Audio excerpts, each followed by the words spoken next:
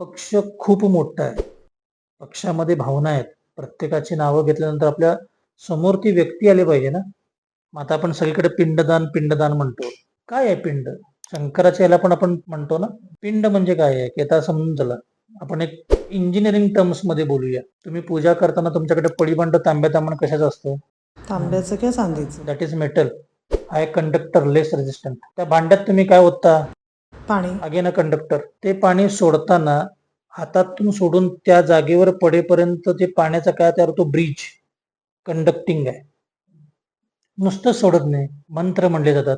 That is sound energy. Particular फ्रिक्वेन्सीवर म्हणतो ना आम्ही. आता आपला हा पॉडकास्ट चालू आहे, मी ओरडून बोलणार असतो तर इतका वेळ आम्ही नाही बोलू शकत. पर्टिक्युलर फ्रिक्वेन्सीनं बोललो तर ते एकमेकांना समजतं, कळतं, बरं वाटतं. या फ्रिक्वेन्सी आहेत ना मंत्रामध्ये, स्वर आहेत मंत्रांना. या सगळ्या गोष्टी म्हणजे आपल्याकडे पूजा आहे. पिंडदान म्हणजे काय? नुसता भात का नाही ठेवायचा? एनर्जी वाइंड करतो ना मी. एक एनर्जी वाइंड केलेली, मग ती जमिनीवर ठेवली, काय होणार? अर्थिंग, म्हणजे एनर्जी डिस्चार्ज होणार. होऊ नये म्हणून खाली ठेवतात दर्भ, अगेन अ कंडक्टर.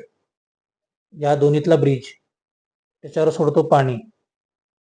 हे सगळं चालू आहे. हे सगळं कॉस्मिक एनर्जी मध्ये मिसळणं म्हणजे पिंडदान आहे.